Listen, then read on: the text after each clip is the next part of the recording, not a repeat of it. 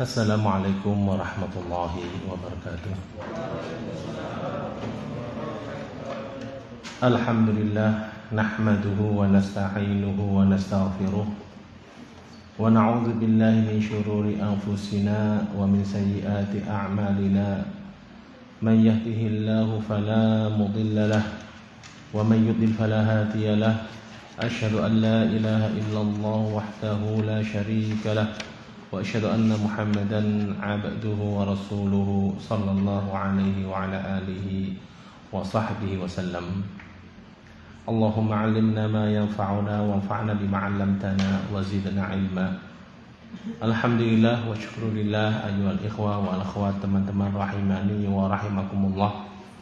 Dalam kesempatan malam hari ini kita melanjutkan pembacaan kitab Tadhkiratus Sami'i wal Mutakallimi fi adabil alimi wal muta'allimi, karya Ibnu Jama'ah Asy-Syafi'i rahimahullah, yang mana pada pertemuan sebelumnya kita telah menyelesaikan bab yang pertama, yaitu bab tentang keutamaan ilmu.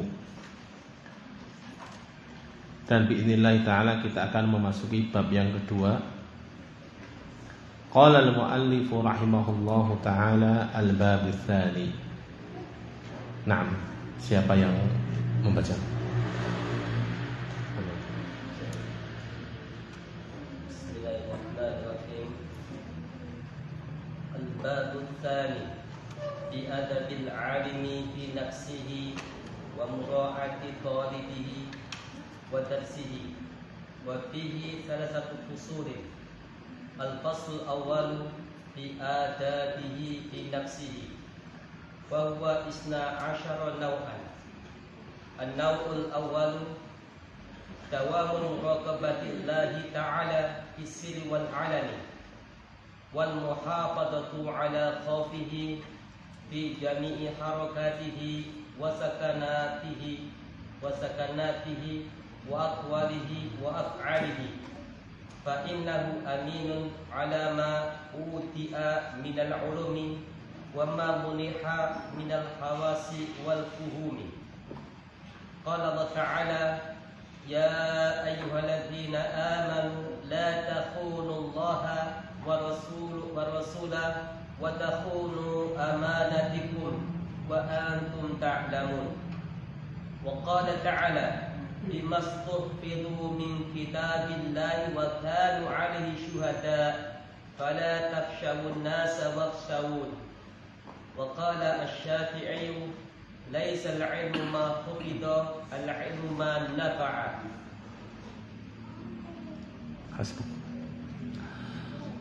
Qala al-muallif rahimahullahu ta'ala al-bab ats-tsani, bab yang kedua, fi adabil 'alimi fi nafsihi, menjelaskan tentang adab seorang alim, fi nafsihi pada dirinya, wa mura'ati talibihi dan perhatian terhadap santri-santrinya, wa darsihi dan pelajarannya. Wa fihi, dan dalam bab ini dan di dalamnya thalathatu fusulin, ada 3 fasal. Al-faslul awwalu, fasal yang pertama, fi adabihi fi nafsihi, menjelaskan dalam adab-adab alim terhadap atau dalam dirinya. Dalam fasal ini maksudnya adalah menjelaskan tentang adab seorang alim, yaitu orang yang memiliki ilmu.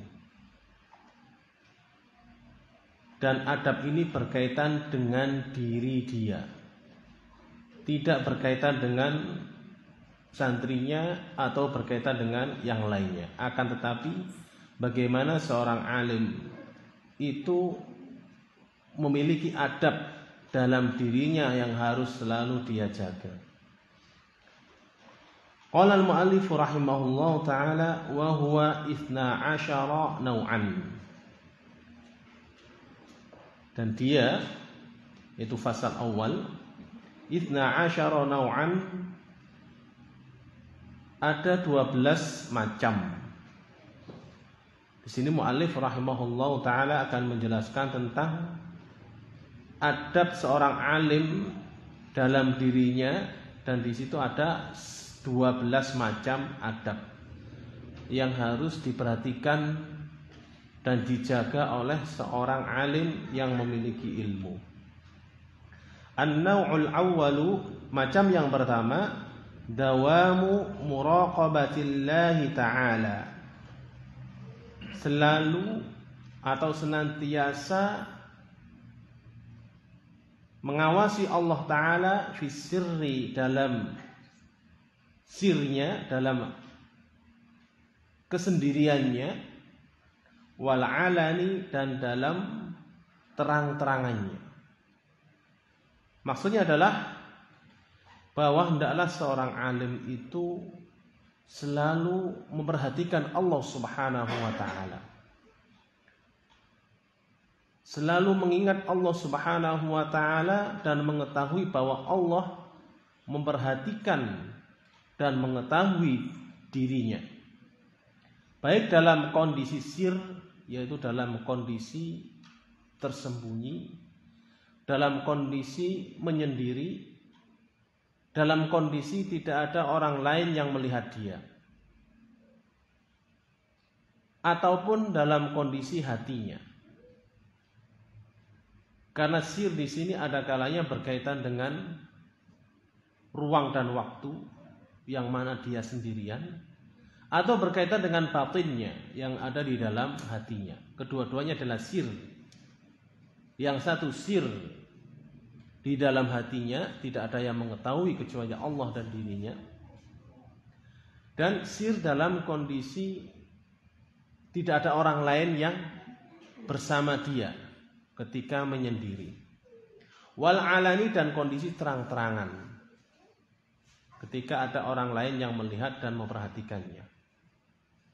Hendaklah selalu memperhatikan Allah Subhanahu wa Ta'ala.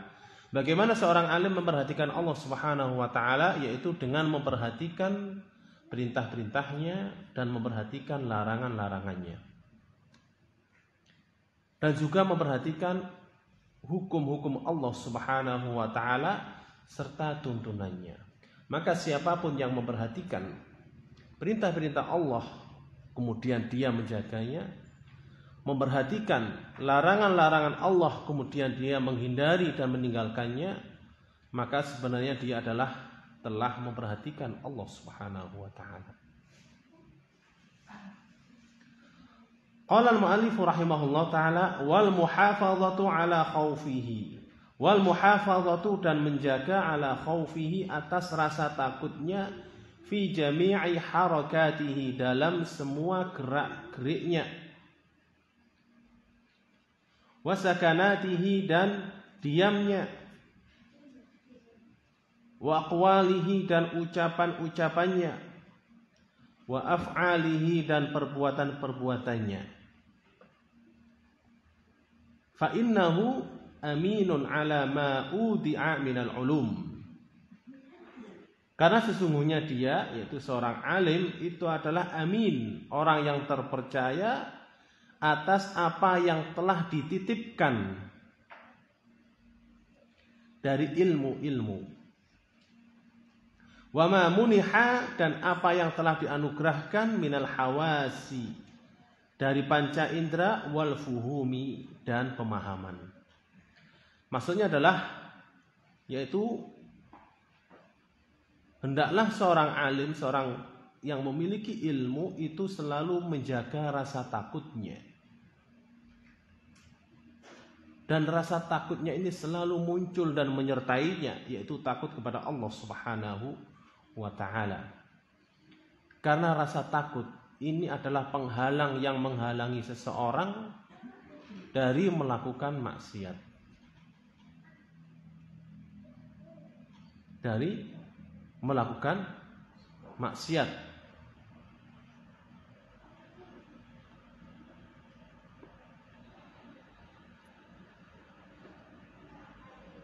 Dan juga menjaga rasa takutnya dalam gerak-geriknya, dalam diamnya, ketika bergerak, beraktivitas selalu disertai dengan rasa takut. Ketika diam pun disertai dengan rasa takut. Ketika berbicara juga disertai dengan rasa takut kepada Allah Subhanahu wa taala. Dan ketika berbuat pun disertai dengan rasa takut kepada Allah Subhanahu wa taala. Wa amma man khafa maqama rabbih wa nahan nafsa 'anil hawa fa inna lahu jannah.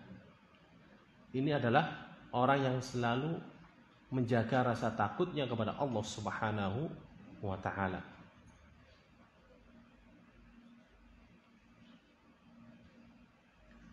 Taib. Kenapa seorang alim itu harus mengawasi Allah Subhanahu wa taala baik ketika tersembunyi maupun ketika terang-terangan, dan juga seorang alim diharuskan menjaga rasa takutnya kepada Allah Subhanahu wa taala dalam segala kondisi. Demikian itu dikarenakan seorang alim itu orang yang terpercaya, orang yang amin, yaitu terpercaya untuk mengemban dan membawa ilmu yang Allah Ta'ala anugerahkan kepada dia.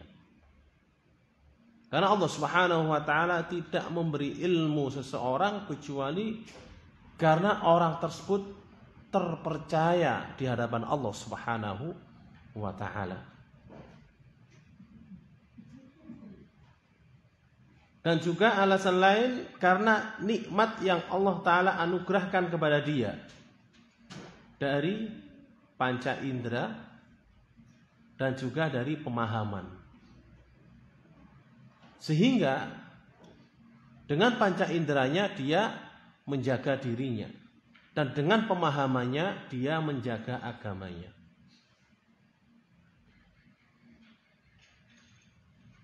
Ini adab yang harus diperhatikan bagi seorang alim, orang yang memiliki ilmu.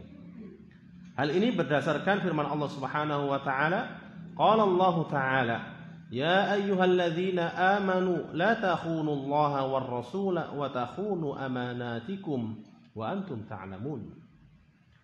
Qala Allah taala berfirman, ya ayyuhalladzina amanu, wahai orang-orang yang beriman, la takhunu, janganlah kalian berkhianat, Allah kepada Allah, war rasula dan kepada rasulnya, wa takhunu dan kalian mengkhianati, yaitu maksudnya dan janganlah kalian mengkhianati amanatikum, amanah-amanah kalian, wa antum ta'lamun, dan sedangkan kalian mengetahuinya.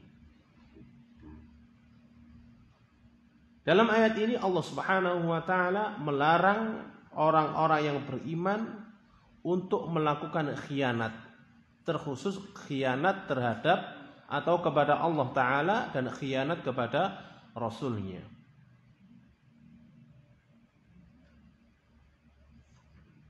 Dan juga dilarang mengkhianati amanah. Nah, termasuk yang Allah Ta'ala amanahkan kepada seorang alim adalah ilmu. Supaya orang alim tersebut menjaga ilmunya, mengamalkannya, kemudian menyampaikan kepada generasi berikutnya, sehingga ilmu tersebut tetap terjaga dengan izin Allah melalui seorang alim tersebut.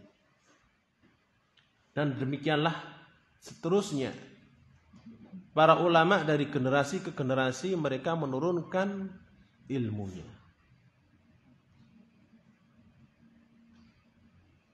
Dan juga firman Allah Subhanahu wa taala, wa qala ta'ala, dan Allah Ta'ala berfirman, bimasduhfidhu, dengan apa yang mereka diminta menjaga min kitabillah, dari kitab Allah, wa kanu alaihi syuhada, dan mereka dan keberadaan mereka atasnya adalah sebagai saksi.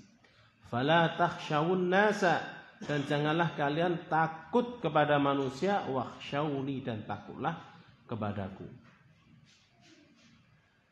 Berarti kan di sini bahwa Allah Subhanahu wa taala meminta para ulama untuk menjaga dari kitab Allah, yaitu tuntunannya, syariatnya. Dan mereka menjadi saksi atasnya.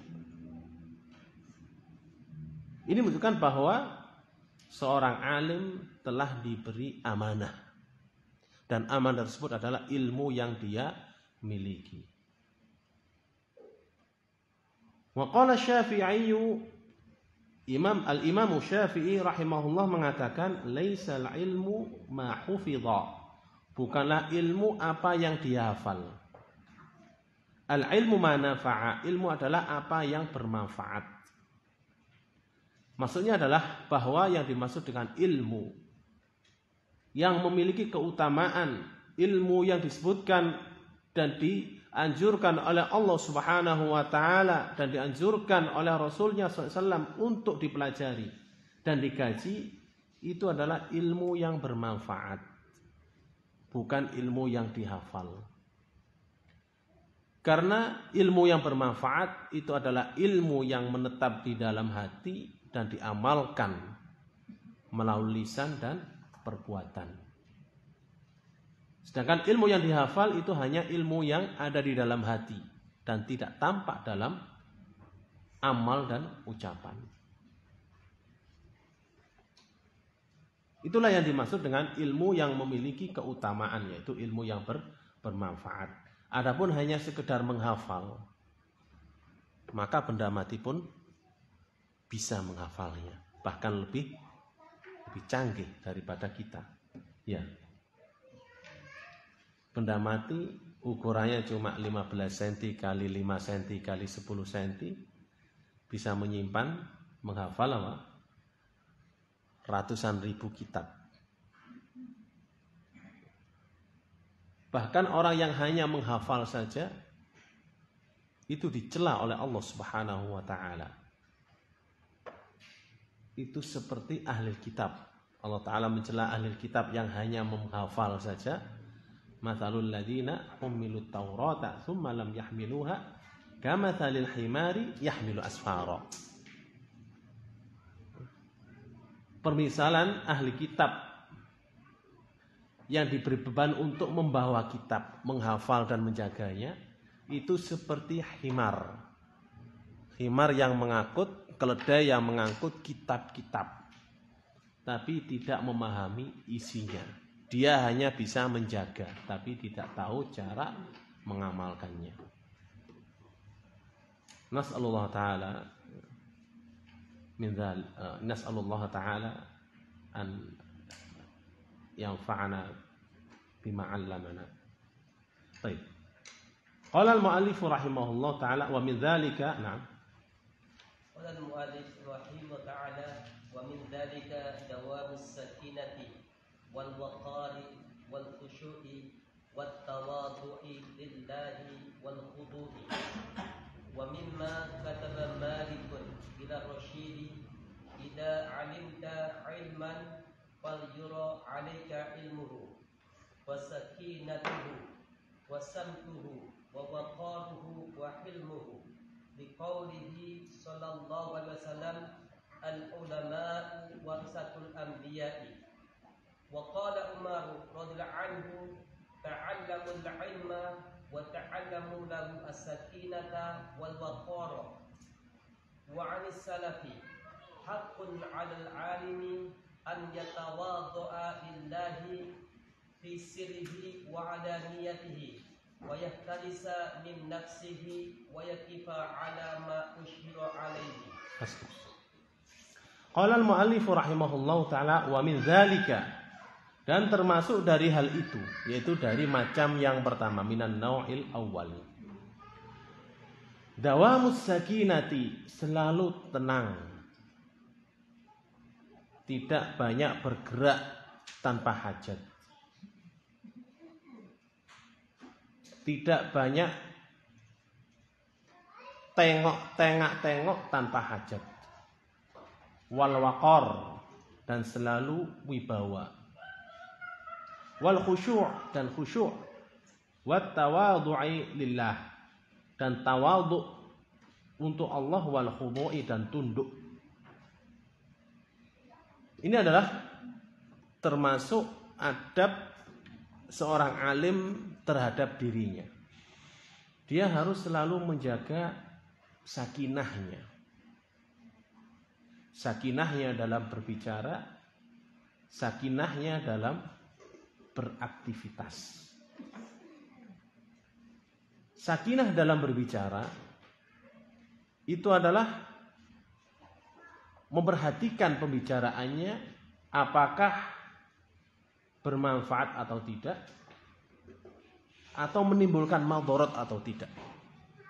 Itu orang yang berbicara dengan sakinah, tidak terburu-buru, tidak tergesa-gesa, merenungkan dulu sebelum mengucapkan kata-kata.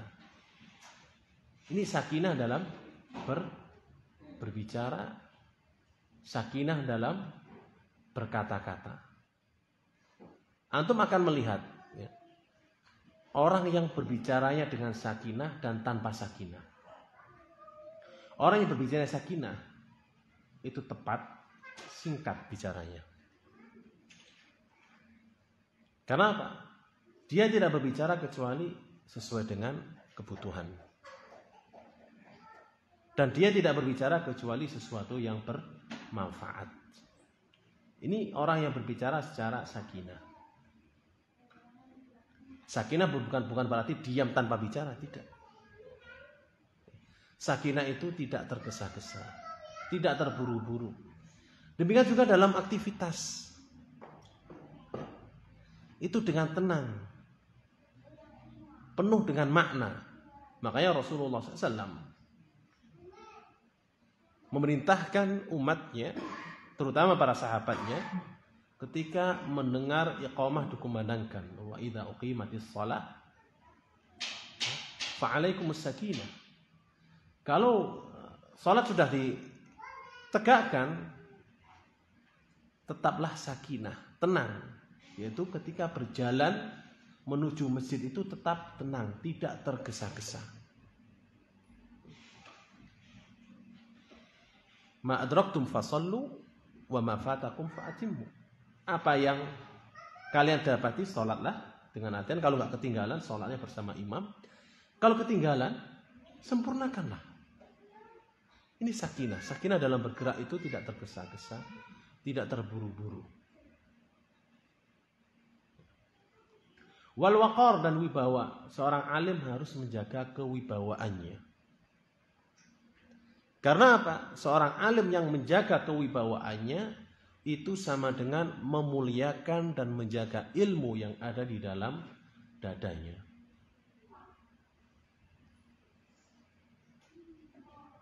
Dia sama dengan menghormati ilmu yang ada di dalam dadanya. Jika seorang alim kurang memiliki wibawa, maka dia akan direndahkan oleh orang jahil. Dan orang jahil ketika merendahkan seorang alim, yang direndahkan bukan hanya pribadinya, tapi ilmu yang dia bawa pun ikut direndahkan. Tidakkah kita pernah mendengar orang jahil mengatakan santri tapi perbuatannya begini dan begitu? Ya, dia penuntut ilmu tapi perbuatannya begini dan begitu. Sebenarnya orang jahil tersebut tidak mencela ilmunya. Dia hanya mencela apa?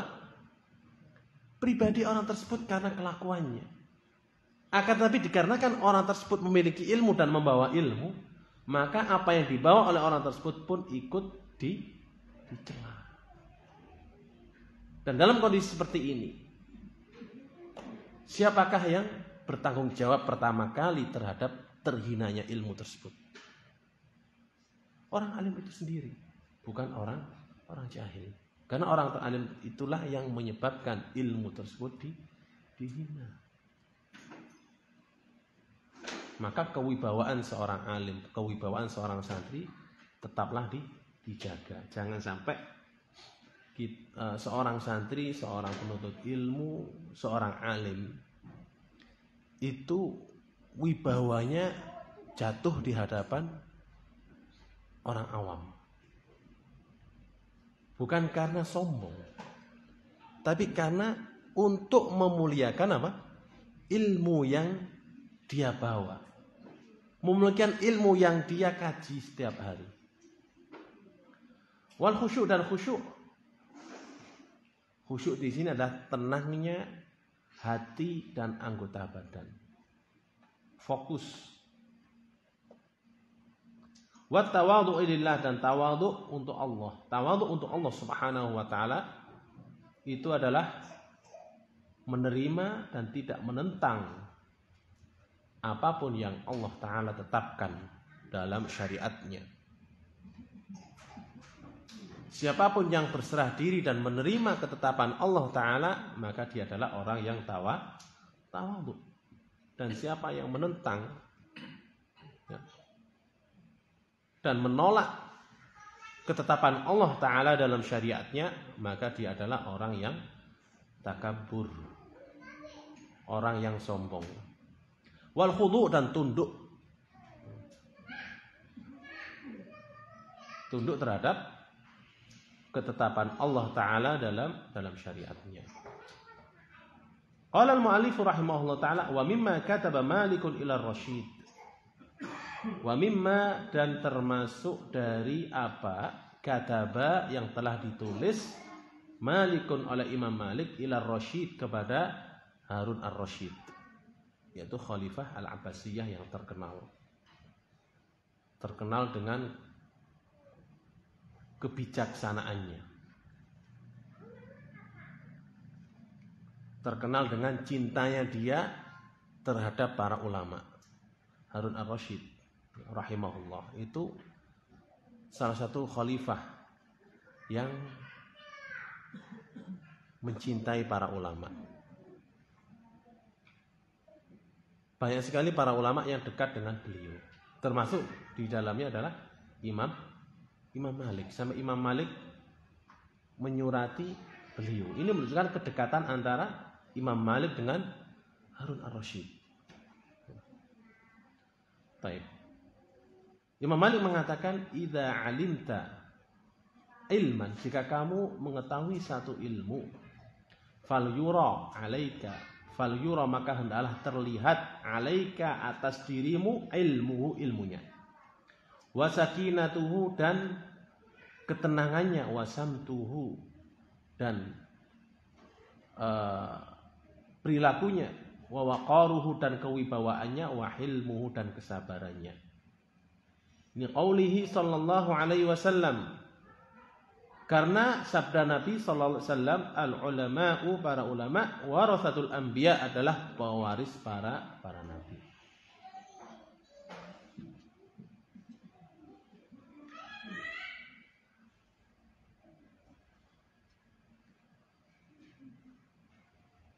Baik. Athar ini disebutkan oleh Ibnul Hajj dalam kitab Al-Madkhal.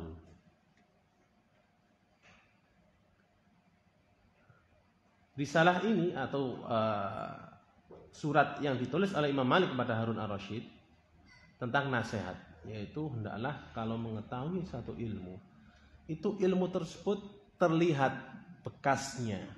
Maksudnya terlihat bekasnya di sini apa? Diamalkan, dikerjakan. Karena ilmu yang berbekas adalah ilmu yang diamalkan. Berupa apa bekasnya? Melaksanakannya jika itu perintah, meninggalkannya jika itu larangan, menyertai dan menetapinya jika itu adalah dan adab, diamnya, waqaruh, dan wibawanya seorang alim atau wibawanya ilmu, wahilmuhu, dan sabarnya. Hilm itu tidak lekas marah, dan derajat hilm itu lebih tinggi daripada derajat as-sabr. Karena sabar itu menahan diri, tidak naik darahnya. Sedang hilm itu menahan diri, ya, disertai dengan ilmu. Disertai dengan ilmu.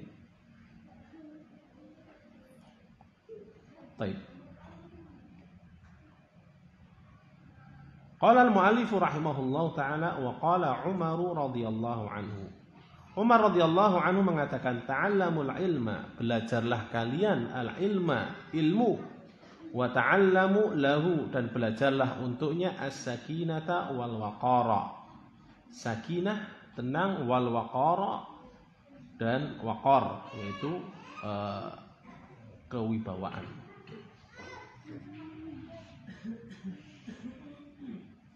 Karena sifat wibawa itu akan membuat orang lain itu menjadi apa? Menjadi segan dan hormat. Itu wibawa. Wibawa dengan sombong itu berbeda ya, harus bisa dibedakan. Karena wibawa itu membuat orang lain yang melihat itu segan dan hormat tanpa ada rasa takut dan benci. Beda dengan sombong. Sombong membuat orang lain apa?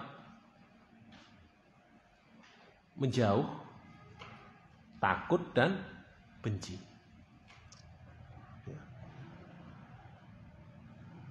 Sama-sama nggak berani mendekatinya. Orang punya wibawa itu orang lain itu punya rasa malu untuk mendekati dia karena kewibawaannya. Ini berbeda dengan sombong. Nah, seorang alim dia harus memiliki kewibawaan, yang mana kewibawaan tersebut disertai dengan sifat tawadhu. Wa 'anis salaf, dan dari salaf, haqqun 'alal 'alimi, suatu hak 'alal 'alimi, atas seorang alim, an yatawadhu'a, untuk tawadhu lillahi, kepada Allah, fi sirrihi, dalam tersembunyinya dia, itu dalam kondisi sirnya dia, wa alaniyatihi, dan terang-terangannya dia. Wa yahtarisa, dan menjaga, min nafsihi, dari dirinya, wa yaqifa, dan diam, berhenti, ala ma usyira, atas apa yang dia dimasyhurkan alaihi, atasnya. Maksudnya adalah bahwa suatu hak wajib dipenuhi oleh seorang alim, ya, haqqun 'alal 'alim, suatu hak yang wajib dipenuhi oleh seorang alim adalah tawadhu kepada Allah Subhanahu wa taala, dalam kondisi sir maupun terang-terangan. Menjaga dirinya, yaitu menjaga dari keburukan dirinya, dari hawa nafsunya, serta berhenti dari sesuatu yang membuat dia terkenal, dengan artian terkenal karena hal yang kurang baik. Wallahu ta'ala a'lam. Baik. Atsani, na'am. Qala al-mu'allif rahimahullah ta'ala, atsani an yasuna al-ilma kama salahu ulama'us salafi wa yakuma lahu bima ja'alahu Allah ta'ala lahu min al-izzati wasyarafi, fala yudhilluhu bi dhahabihi wa mashyihi ila ghairi ahlihi min abna'id dunya min ghairi daruratin aw hajatin aw ila man yata'allamuhu minhum wa in azuma sya'nuhu wa kathura qadruhu. Qala az-Zuhri, hawanun bil ilmi an yahmilahu al-alimu ila baitil muta'allimi, wa hadithu salafi fi hadha an-naw'i katsiratun. Nah, hasbuk. Atsani, macam yang kedua, yaitu adab seorang alim terhadap dirinya. Qala an yasuna al-ilma, hendaknya seorang alim menjaga al-ilma, ilmu, kama sanahu ulama salaf, sebagaimana para ulama salaf menjaga ilmu. Wa yaqumu lahu, dan berdiri untuk ilmu, tegak untuk ilmu, bima ja'alahu Allah Ta'ala lahu, dengan apa yang telah Allah jadikan dia untuk ilmu, minal izzati, dari kejayaan, wasyarafi, dan kemuliaan. Maksudnya adalah bahwa seorang alim hendaklah dia menjaga ilmu yang dia miliki, sebagaimana para ulama salaf menjaga ilmu mereka. Maksudnya menjaga di sini apa? Menjaga ilmu tersebut supaya tetap dimuliakan dan dihormati oleh manusia.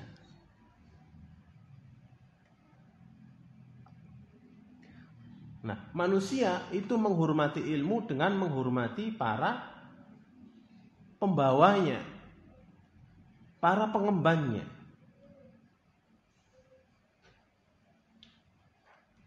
Karena orang yang diberi ilmu oleh Allah Subhanahu wa Ta'ala, artinya Allah telah memuliakan dia. Artinya Allah telah menjunjung tinggi dia. Jika demikian, janganlah membuat dirinya sendiri jatuh. Janganlah membuat dirinya sendiri direndahkan.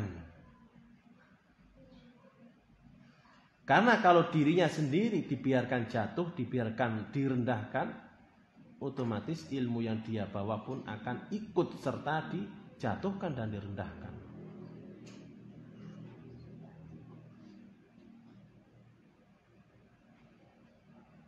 Qala fala yudhilluhu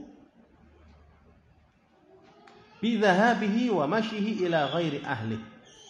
Fala yudhilluhu, maka hendaklah dia tidak menghinakan ilmu, bidhahabihi, dengan perginya dia, wa mashihi, dan berjalannya dia, ila ghairi ahlihi, kepada selain ahlinya, min abna'id dunya, dari anak-anak dunia, min ghairi daruratin, dari tanpa darurat, au hajatin, atau kebutuhan,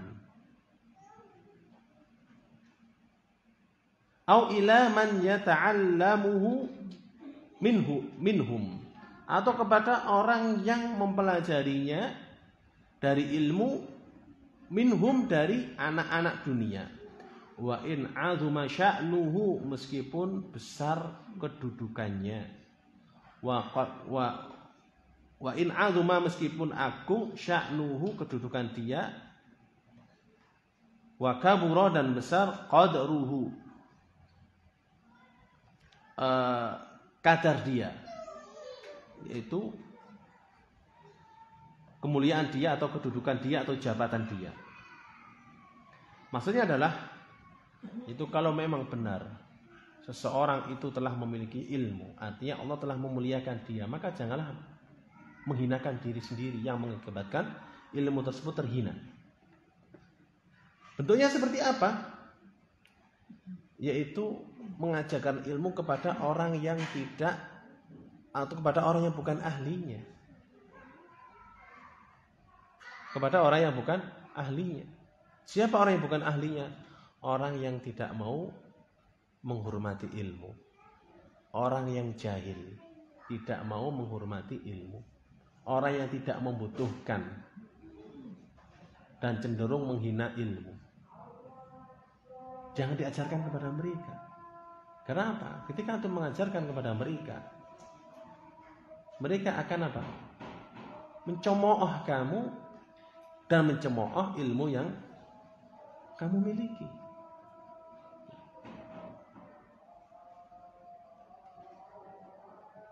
Baik. Dari anak-anak dunia, terutama anak-anak dunia. Maksudnya anak-anak dunia adalah orang-orang yang hanya mementingkan kehidupan dunianya, tidak memperdulikan kehidupan akhiratnya, min ghairi daruratin, tanpa darurat atau hajat atau kebutuhan.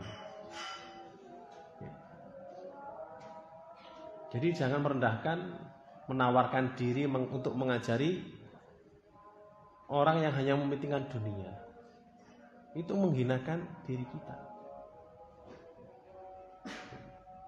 Ini berbeda dengan dakwah ya. Kalau dakwah ini berbeda. Dakwah itu mengajak, mengingatkan, menasihati, memberikan mau'izah.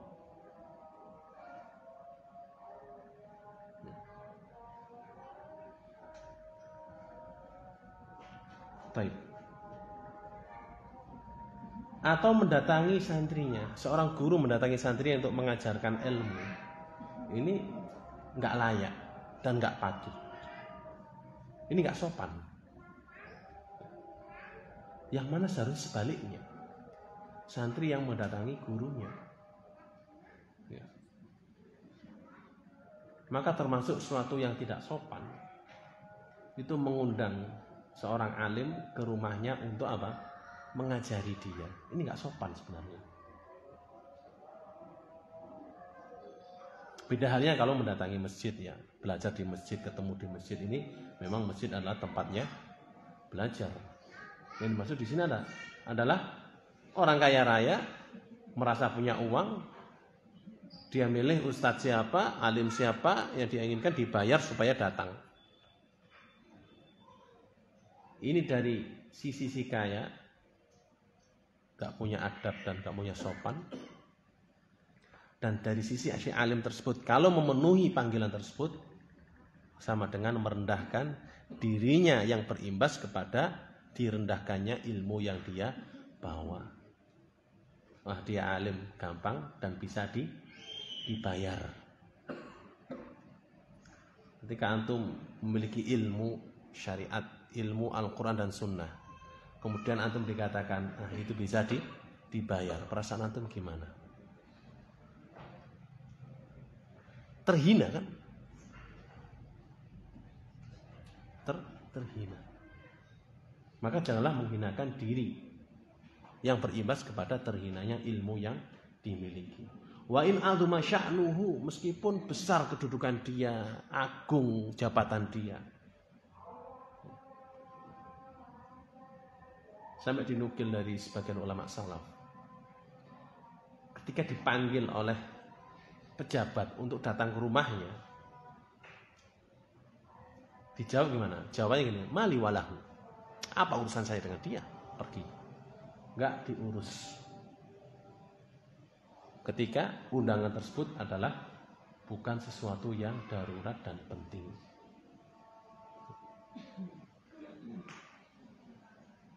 Imam Az-Zuhri, seorang ulama salaf dan seorang tabi'in, dia mengatakan, hawanun, satu kehinaan bila ilmi terhadap ilmu, an yahmilahu al-alimu, seorang alim membawa ilmu tersebut ila baitil muta'allim, ke rumah santrinya.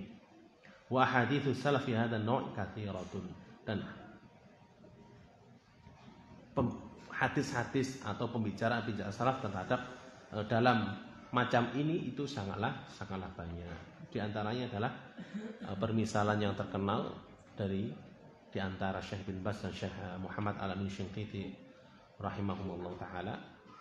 Ketika Syekh bin Baz ingin mempelajari satu ilmu yang belum pernah beliau pelajari kepada Syekh Muhammad Al-Amin Shinqiti, dan waktu itu Syekh bin Baz adalah mufti, maka Syekh bin Baz mendatangi rumah Syekh Muhammad Al-Amin Shinqiti.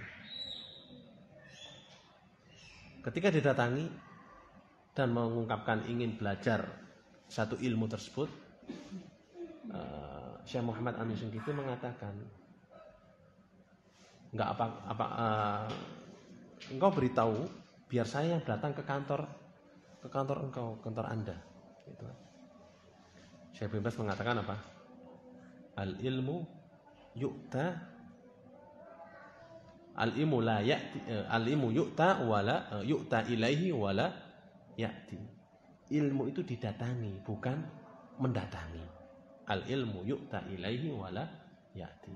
Ilmu itu didatangi, bukan mendatangi. Wallahu taala alam. Sekiranya kita cukup di sini. Nasallallahu taala بأسماء الحسنى وصفات العليا أن يوفقنا لما يحب ويرضى وأن يوفقنا للعلم النافع والعمل الصالح فإنه ولي ذلك والقادر عليه وصلى الله وسلم وبارك على نبينا محمد وعلى آله وصحبه وسلم وآخر دعوانا أن الحمد لله رب العالمين والسلام عليكم ورحمة الله